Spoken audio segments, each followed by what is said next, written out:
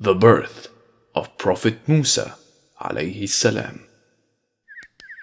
The descendants of Prophet Yaqub alayhi salam, who were also known as Bani Israel, migrated to Egypt. They lived for a long time happily in this country.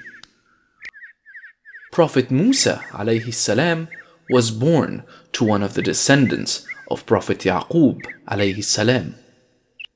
He was born in Egypt.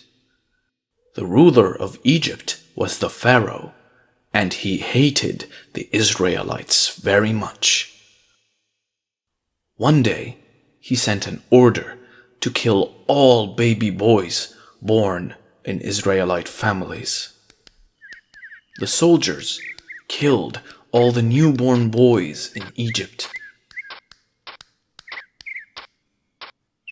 and they soon arrived at the house of Musa alayhi salam. But Musa's mother escaped from the house unnoticed. She placed her baby in a wooden chest in the great Nile River. Musa alayhi salam floated in the current for a long time. And all this time, the Prophet's elder sister ran along the shores of the river, following the wooden chest. Allah subhanahu wa ta'ala guided the chest down the Nile River, and soon it floated into a small stream. The Pharaoh's wife spotted the chest and ordered her servants to bring it ashore. When Pharaoh's wife, who was taking a bath in the stream, saw the baby, she fell in love with him. She picked up the baby and showed him to the Pharaoh. "Look," she said, "here is a joy for the eye to behold. Please don't kill him.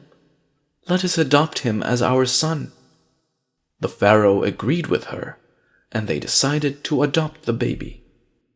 It was in this way that God made the Prophet grow up in the royal court of Egypt.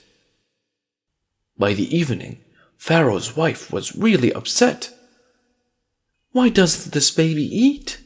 she asked her servants. "We need someone to nurse him quickly, otherwise he is going to die." The Prophet's sister, who had been following him all this while, overheard this. She came forward and spoke up. "I know a woman who can nourish the baby with good care." Pharaoh's wife was surprised to see her, but she had become very desperate by now. She agreed to her suggestion and asked her to bring the woman. In the meantime, the Prophet's mother was weeping bitterly at the thought of her little boy. Allah subhanahu wa ta'ala knows how much a mother loves her child. It was then that her daughter came running to her, bearing the great news. She told her that the Prophet was adopted by the royal family, and that they were looking for a nurse. She immediately left with her daughter to feed her little boy. When Pharaoh's wife saw the little boy being fed by the nurse, she was pleasantly surprised. The boy had not taken any food all day, and she was getting concerned. Little did she know that the nurse was actually his mother. It was in this way that Allah made the mother happy again. The Prophet grew up in the palace and was taught along with Pharaoh's son. He grew to become big and strong, but he was very kind and gentle to everyone. The people of Egypt loved him very much. One day, he saw a soldier beating an Israelite. The poor man kept begging everyone for help, but no one interfered. When he saw the Prophet, the poor man pleaded to help him. The Prophet was very angry when he saw this. He stepped forward and hit the soldier with such a powerful blow that he collapsed and died. When his anger subsided, He realized what a grave sin he had committed.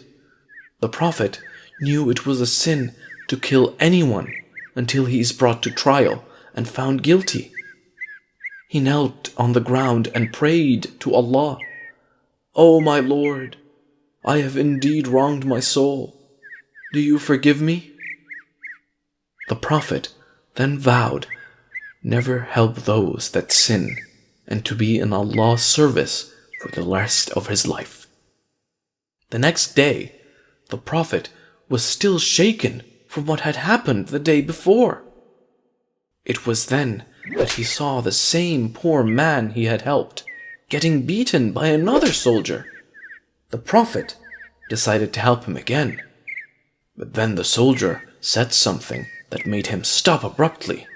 He said, "Oh Musa, are you going to kill me the same way you killed that man yesterday?" Before the Prophet could utter a word, one of his friends came running to him. "Musa, the Egyptian chiefs know what you did. They are coming to arrest you. Get away while you still can." The Prophet then asked Allah to save him from these sinful people. He then left the city to the land of Midian. Little did he know that he was about to encounter many adventures in his life devoted to the service of Allah subhanahu wa ta'ala.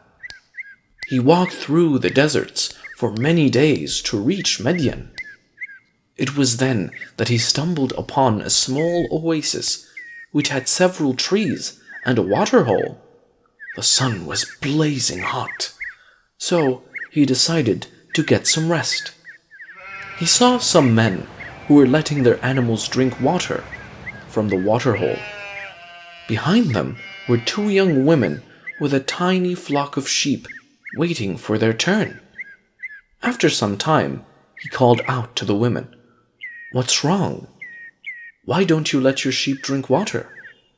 The women told him that they couldn't because the men won't let them till they finish. When the Prophet heard this, he got up and steered their sheep toward the water, letting them drink.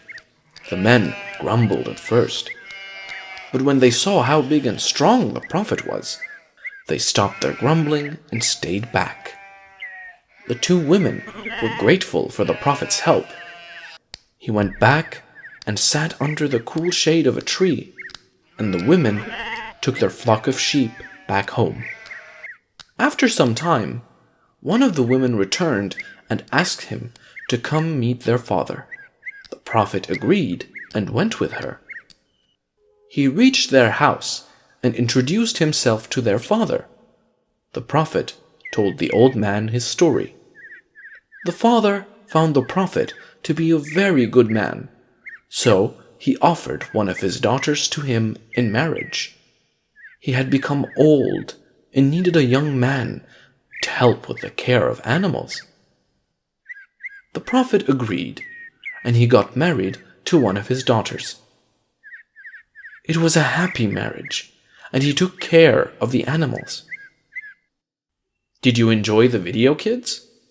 Insha'Allah, in the next episode, I will tell you the story of how the Prophet